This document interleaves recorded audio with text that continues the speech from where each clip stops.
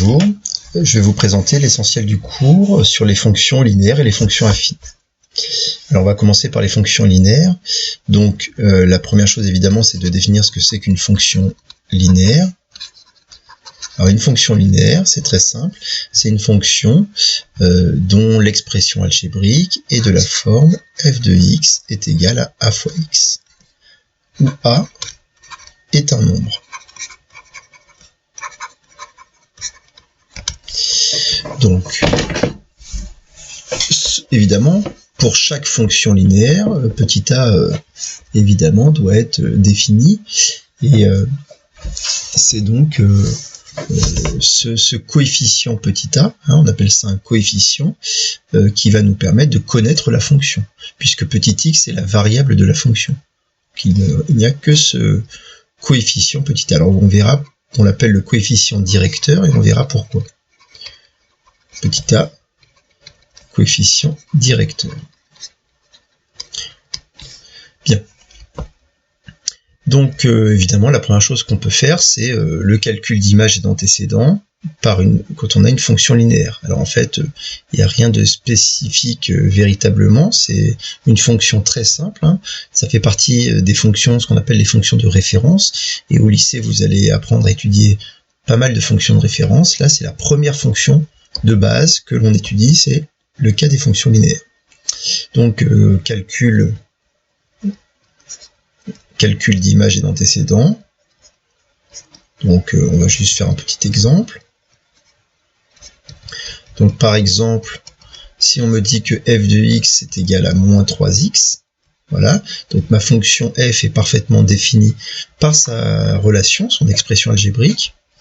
Si je veux calculer l'image de 2 par la fonction f, il me suffit évidemment de remplacer x par 2 dans son expression, et ça donne moins 6, donc l'image de 2 par la fonction f c'est égal à moins 6.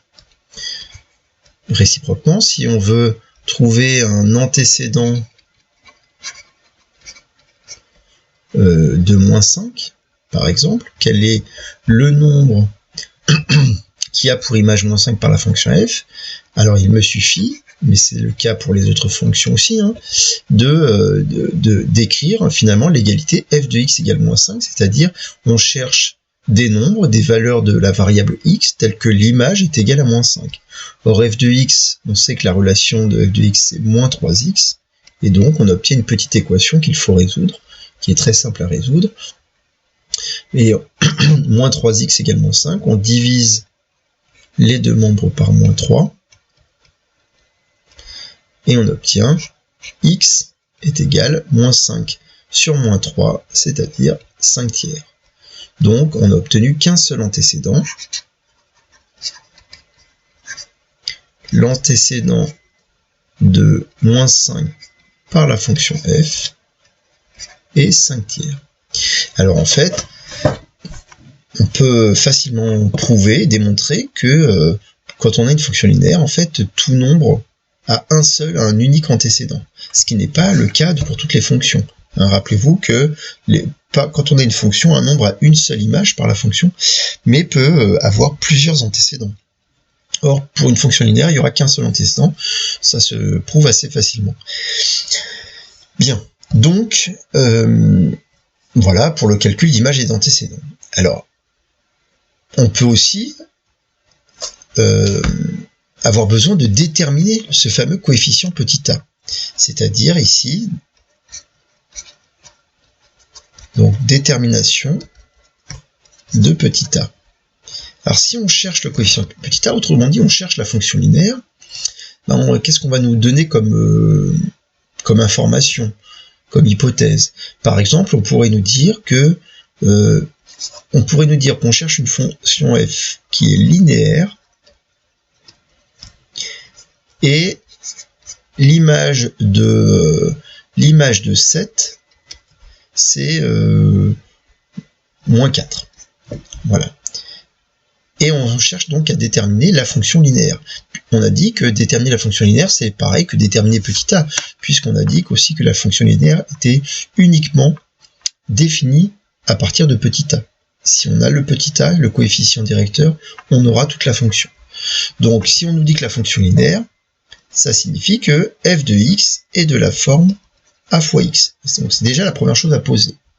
Puisqu'elle est linéaire, on a cette égalité qui est vraie. Comment trouver petit a? Eh ben on va utiliser évidemment, en fait on va former une équation d'inconnu petit a. Puisqu'on a une inconnue, ce qui est classique quand on a une inconnue en mathématiques, c'est de former une équation avec cette inconnue et de résoudre l'équation. Une équation, c'est une égalité, donc il faut qu'on parte d'une égalité. Or, l'égalité que l'on connaît, c'est f de 7 égale moins 4. Donc, partons de f de 7 est égal à moins 4, et utilisons le fait que la fonction étant linéaire, on sait que pour tout x, f de x est égal à a fois x. En particulier, pour 7, f de 7, c'est égal à a fois 7. Donc, a fois 7 est égal à moins 4. Et voilà notre petite équation d'inconnu a. Et on n'a plus qu'à trouver petit a pour ça, à isoler petit a dans le membre de gauche. Donc, on divise par 7 chacun des membres. Et on trouve a est égal à moins 4 septième. Conclusion. La fonction f est définie par la relation f de x égale moins 4 septième de x. Voilà comment on fait pour trouver le coefficient petit a. Il faut savoir que la fonction est linéaire et que l'on connaît au moins un nombre et son image. Bien. Parlons maintenant de la représentation graphique d'une fonction linéaire. Donc, c'est évidemment quelque chose que vous connaissez bien. Vous savez que les fonctions linéaires sont représentées par des courbes tout à fait particulières puisque ce sont des droites qui passent par l'origine du repère. Toute fonction linéaire est représentée dans un repère par une droite passant par l'origine du repère. D'accord? Voilà. Donc, ça c'est la première chose. Alors, si on réfléchit bien, si toutes les fonctions linéaires sont représentées par des droites qui passent par l'origine du repère, je vais en tracer une autre, par exemple ici, là. Voilà une autre, hein, ça pourrait être, je pourrais l'appeler par exemple CG, ça représenterait une autre fonction linéaire. Finalement, qu'est-ce qui différencie ces droites? Ben, ce qui différencie ces droites, c'est leur direction, c'est un petit peu comme si elles pivotaient autour de ce point fixe-là, et vous voyez, on va seulement changer la direction. Hein, l'angle, ça correspondra aussi à cet angle-là, hein, mais on parle de la direction. Donc ce qui différencie ces droites, ce sont leurs directions.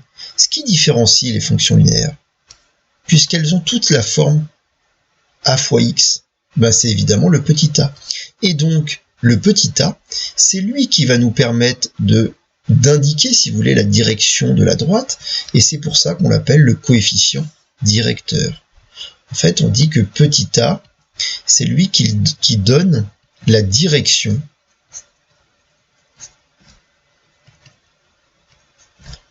de la droite. C'est aussi la pente de la droite, d'accord, la direction, la pente. Et donc, on appelle ça, c'est pour ça que petit a s'appelle le coefficient directeur.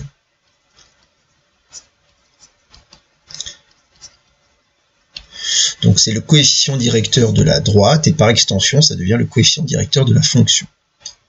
Bien.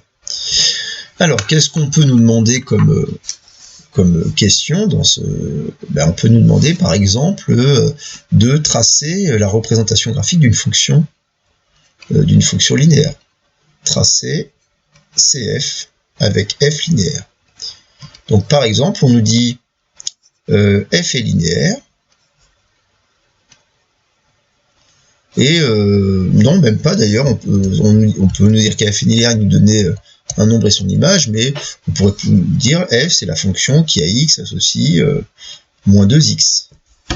Alors vous avez vu que j'ai pris la notation avec la flèche, hein, on sait qu'on aurait pu écrire aussi que l'image de x par la fonction f est égale à moins 2x. Hein, ce sont des écritures équivalentes, même si elles se traduisent pas tout à fait par la même phrase. Bien. Donc, si on me demande de tracer la représentation graphique de cette fonction, eh bien évidemment, le plus simple, c'est de se dire, puisque cette fonction est linéaire, elle est représentée par une droite. Et donc, pour tracer une droite, j'ai besoin de connaître 2 points de la droite. Si je connais 2 points dans ce repère qui appartiennent à la droite, je pourrais tracer la droite. Or, il y a déjà un point très simple qu'on connaît, c'est l'origine du repère, puisque toute fonction linéaire est représentée par une droite qui passe par l'origine du repère. Donc ça y est, on a déjà un point. L'origine du repère. Il nous en faut un deuxième. Alors pour avoir un deuxième point, il suffit de calculer l'image d'un nombre. Par exemple, calculons l'image de 3.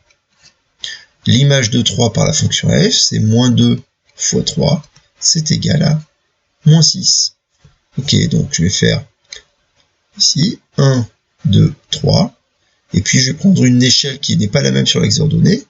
Donc 1, 2, 3, 4, 5, 6. Donc là j'ai moins 6, là j'ai 3. Vous voyez qu'ici, ça me donne un point. Et ça y est, j'y ai mes 2 points. Donc je peux tracer ma droite.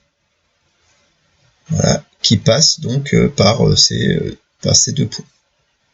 Voilà comment on peut tracer facilement la représentation graphique de la fonction f. Quand je connais son expression, je calcule finalement les coordonnées d'un point, puisque cette égalité-là nous donne le point de coordonnées 3, 6 qui appartient à CF.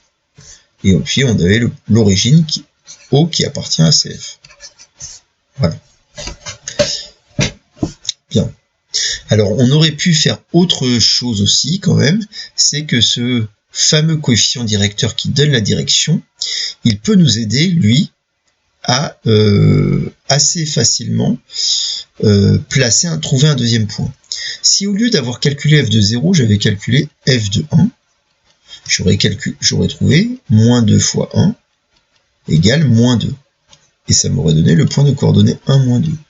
Mais en fait, ici, à chaque fois dans une fonction affine, quand f de x c'est égal à a fois x, si vous calculez f de 1, ça fait toujours petit a. Autrement dit, le point de coordonnées 1a, il appartient toujours à la représentation graphique de la fonction linéaire. Et donc sans calcul, quand vous voyez ce moins 2, vous savez que le point de coordonnées 1, moins 2, c'est lui-là, il appartient. Donc on aurait pu nous éviter un petit calcul ici en disant, puisque le coefficient a est égal à moins 2, on sait qu'on a le point de coordonnées 1, moins 2 qui appartient aussi à la droite. Bien. Alors maintenant,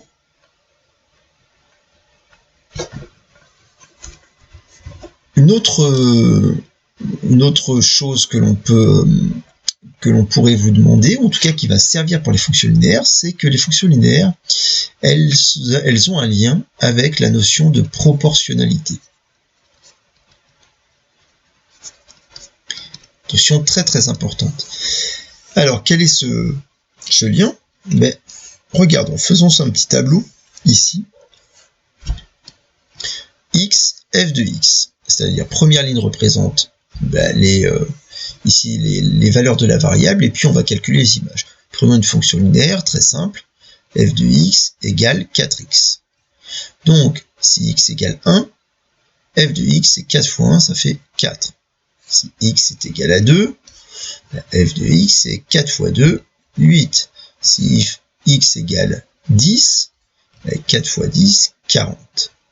Quand on regarde ce tableau, très rapidement on se dit « Ah, mais ça c'est un petit tableau de proportionnalité ». On voit bien qu'on passe de 1 à 4 en multipliant par 4, de 2 à 8 en multipliant par 4, de 10 à 40 en multipliant par 4. Et puis d'ailleurs c'est ce qu'on a fait quand on a calculé l'image. Et oui, en fait ici, ça c'est votre petit a, votre coefficient directeur. Vous voyez bien que quand on a une fonction linéaire, l'image va être proportionnelle à la variable. L'image f de x est proportionnelle à la variable petit x. Et cette phrase-là, elle est très importante parce que, en fait, elle va faire le lien entre toutes les situations de proportionnalité et les fonctions linéaires. Si on a une situation de proportionnalité, alors on pourra la traduire en fonction linéaire. Et inversement, quand j'ai une fonction linéaire, ça traduit une situation de proportionnalité. Mais souvent dans le cas, c'est j'ai une situation de proportionnalité dans les problèmes.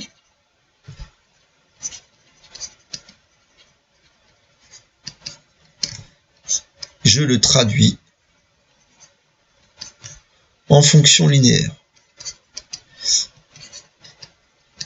Et la connaissance des fonctions linéaires, le fait qu'on puisse les représenter graphiquement, le fait qu'on va pouvoir les étudier, faire tout un tas de choses, finalement va nous permettre de résoudre nos problèmes de proportionnalité. Donc c'est pour ça qu'il va y avoir évidemment des exercices qui traiteront de la proportionnalité et qu'on essaiera de résoudre en utilisant les fonctions linéaires. Bien. Donc voilà pour les fonctions linéaires, c'est à peu près tout, hein, ce que vous avez besoin de savoir d'abord sur ces premières fonctions de référence. Et puis vous avez aussi étudié donc les fonctions affines, deuxième famille de fonctions, les fonctions affines. Alors, qu'est-ce que c'est qu'une fonction affine? Elle va être définie aussi par son expression algébrique. Donc une fonction est affine si elle est de la forme f de x est égal à a fois x plus b, où a et b sont des nombres. Et donc, ici, c'est des nombres, voilà, ça peut être n'importe quel nombre. D'accord? Alors, petit a va aussi s'appeler le coefficient directeur, on en reparle après. Hein, ce sont des coefficients a et b, et l'autre coefficient, le coefficient b, on appelle ça l'ordonnée à l'origine, mais c'est graphiquement que ça va prendre son sens. Bien. Donc, qu'est-ce qu'on va nous demander de faire? Évidemment, de faire des calculs d'image et d'antécédents.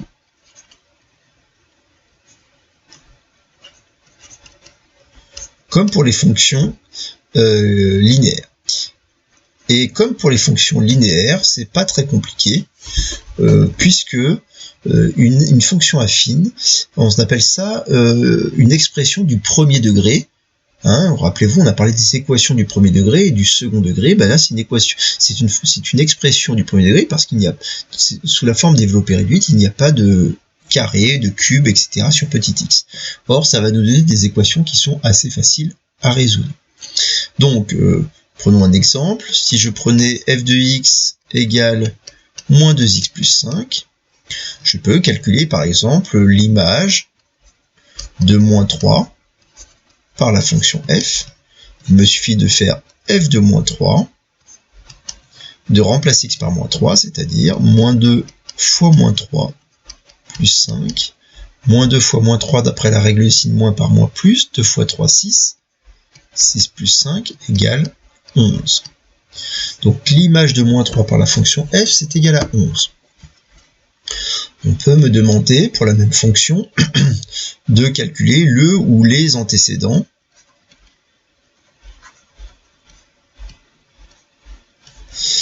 Les antécédents de 17 par la fonction f. Alors cette fois, comme pour les fonctions linéaires ou comme pour les fonctions dans le cas général, on cherche x, on cherche les valeurs de la variable, on cherche x tel que son image soit égale à 17.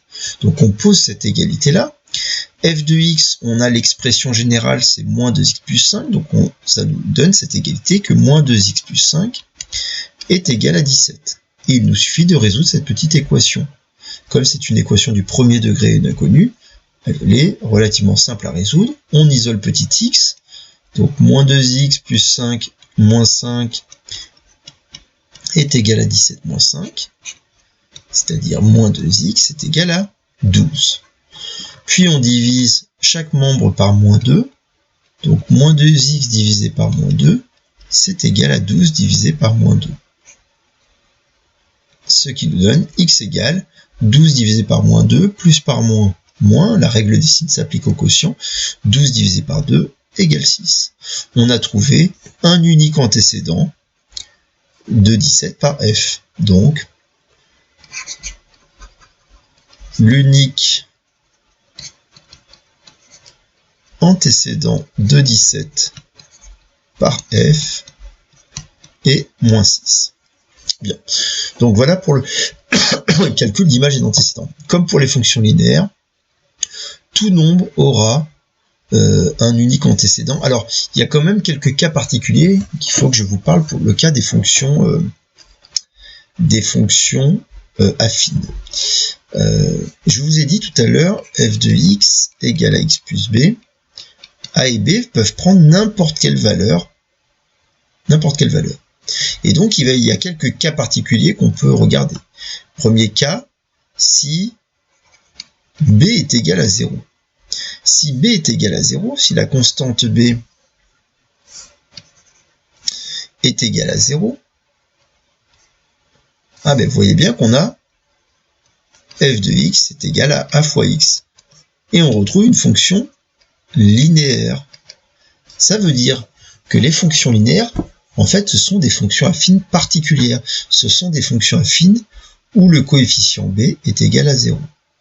C'est comme une sous-famille des fonctions affines. Deuxième cas, si c'est petit a qui est égal à 0. Alors, si c'est petit a qui vaut 0, on obtient f de x égale 0 fois x plus b. 0 fois x plus b, c'est égal à b. Et ça, c'est une fonction, on appelle ça une fonction constante. Pourquoi? Parce que toutes les images de n'importe quel nombre est égale à b. Et si toutes les images de n'importe quel nombre est égale à b, ça veut dire que il n'y a qu'une seule valeur qui soit les images des nombres, c'est donc ce qu'on appelle une fonction constante. Donc les fonctions constantes sont aussi une sous-famille de l'ensemble des fonctions affines. Voilà, pour les cas particuliers. Bien. Alors, vous avez appris à trouver petit a lorsque on ne connaît pas le petit a pour les fonctions linéaires, le coefficient. Alors, pour déterminer a et b, peut-être que vous l'avez un petit peu travaillé cette année en troisième, c'est pas du tout sûr. C'est quelque chose que vous avez quand même travaillé en seconde, c'est-à-dire déterminer a et b lorsque vous ne connaissez pas vous ne connaissez pas ces coefficients. Évidemment, puisque vous allez avoir deux inconnus, il va falloir former deux équations et donc avoir deux informations, deux connaissances de la fonction. Bien, je ne vais pas rentrer en détail puisque c'est pas des choses que je vais vous faire retravailler dans ces révisions du programme de troisième. Il nous reste à parler évidemment de l'aspect graphique. Et donc, vous savez que les fonctions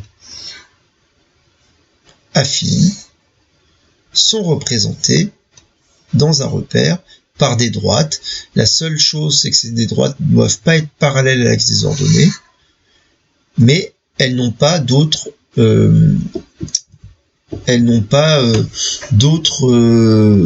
contraintes que de ne pas être parallèles à l'axe des ordonnées. Donc ici, vous avez, voilà, une fonction affine va être représentée comme ça, par une droite. Évidemment, si elle passe par l'origine, ce sera le cas particulier des fonctions linéaires. Bien. Alors, ce qui est important, c'est que graphiquement, vous savez que donc cette fonction, c'est cette droite qui représente une fonction, une fonction affine f de x égale à x plus b. Vous savez que le point d'intersection de la droite avec l'axe des ordonnées, et il y en aura toujours un, puisque la droite ne peut pas être parallèle, donc elle va obligatoirement être séquente avec cet axe des ordonnées, et bien vous savez que ce point d'intersection, en fait, a une ordonnée qui vaut toujours petit b.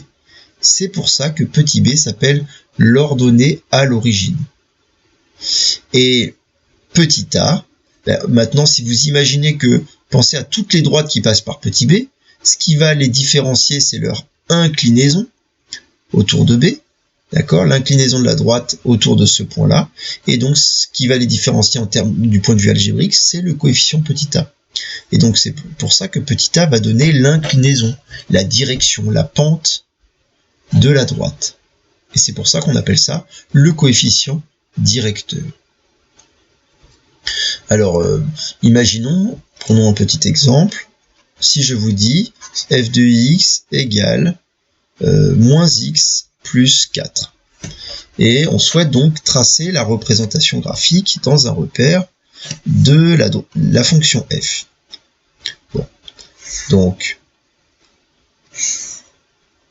puisqu'on a une fonction affine,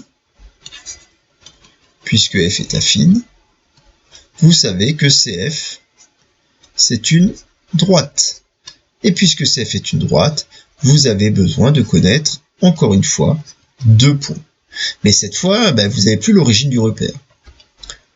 Bon, alors, 2 méthodes. Première méthode, on fait des calculs, c'est-à-dire on va calculer les coordonnées de 2 points en calculant 2 images. Par exemple, je prends x égale moins 2 et x égale 3. Et je vais calculer les images. X égale moins 2, ça me donne moins 2 plus 2 plus 2 plus 4, 6. Donc ça va me donner le point de coordonnées moins 2, 6. Si x est égal à 3, ça fait moins 3 plus 4, c'est-à-dire 1. Donc ça va me donner le point de coordonnées 3, 1. Je peux donc placer ici, il me faut une unité sur chaque axe. Donc imaginons que l'unité sur l'axe abscisse, c'est ça, puis je la prends un petit peu plus petite sur l'axe des ordonnées. Donc j'ai le point de coordonnées moins de 6. Donc moins de 6, moins 2 en abscisse, 6 en ordonnée. Donc 1, 2, 3, 4, 5, 6. Et donc là, ça y est, j'ai un premier point. Le point de coordonnées moins de 6. Je peux l'appeler le point A si je veux. Et puis j'ai le point de coordonnées 3, 1, donc 1, 2, 3, et puis 1. Et voilà mon point B, mon deuxième point. Dès que vous avez 2 points, aucun problème, vous prenez votre règle et puis vous tracez votre droite. Et donc vous avez ici votre courbe représentative de votre fonction f. Donc ça, c'est la méthode qui passe par le calcul, où on part de 2 valeurs de x et on calcule les images. Je n'ai pas choisi les plus simples, j'aurais pu prendre plus simple pour valeur de x. Mais les valeurs les plus simples correspondent en fait à la deuxième méthode. Donc, je vais réécrire l'expression de la fonction f de x égale moins x plus 4. f de x égale moins x plus 4. Et donc en fait, ici, il y a 2 points qui sont en fait que vous pourriez connaître par cœur sans avoir fait aucun calcul. Déjà, vous savez que de la valeur 4, c'est la première chose, c'est pas pour rien que ce nombre 4, on l'appelle l'ordonnée à l'origine. Ça veut dire que ça vous donne tout de suite un point, c'est le point de coordonnées 0, 4. Vous savez déjà à quel endroit de votre axe des ordonnées votre droite va couper l'axe des ordonnées. C'est le point de coordonnées 0, 4. Et donc, 1, 2, 3, 4, ça y est, vous avez votre premier point. Sans aucun calcul, rien qu'en regardant l'ordonnée à l'origine. Et puis pareil pour le coefficient directeur. Le coefficient directeur, en fait, alors c'est un petit peu plus compliqué, mais le fait que ce coefficient soit égal à moins 1, donc ce fameux coefficient A, en fait, il va vous indiquer la pente, parce que si vous calculez l'image de 1, ça fait donc ici moins 1 plus 4. D'accord? C'est parce que c'est moins 1 fois 1, moins 1 plus 4, c'est égal à 3. Et donc ça va vous donner le point de coordonnées 1, 3. Donc, le point de coordonnées, c'est 1, 3, c'est le point de coordonnées 1. Et puis ici, 3 qui est là, donc ça vous donne ce deuxième point-là.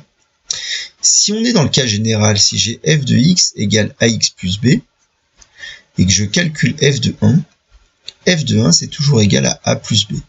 Autrement dit, le deuxième point, c'est toujours le point de coordonnées 1 et a plus b. C'est-à-dire la somme de mes deux coefficients. Donc ici, si vous avez un coefficient moins 1, un coefficient 4, ça vous donne bien le point de a de coordonnées 1, 3. Une autre manière de le voir, c'est quand je suis ici, quand j'avance de 1, en fait, ici, je descends de petit a, je descends de mon coefficient directeur. C'est mon inclinaison, ma pente. Bon, des choses que vous reverrez en seconde. Et en gros, ça vous redonne évidemment la courbe représentative. Alors, je n'ai pas choisi la même échelle, c'est pour ça qu'elles ne sont pas parallèles. Mais voilà, c'est la courbe représentative de la fonction. Donc, il faut savoir en tout cas tracer assez rapidement une droite représentant une fonction affine lorsqu'on a son expression. Bien, c'est de toute façon des choses que vous avez dû travailler cette année. Et voilà, il y aura des petites choses à faire dans les exercices. Bon, voilà pour cet essentiel du cours sur les fonctions linéaires et affines. Maintenant, faites les petits exercices, entraînez-vous, et vous aurez à les utiliser tout au long du lycée, ces fonctions-là, qui vont être un petit cas particulier, enfin en tout cas les premières fonctions de base, et vu que toutes les autres fonctions vont être construites à partir de ces fonctions qu'on appellera les fonctions de référence. Les fonctions linéaires et affines en font donc partie. Voilà, au revoir.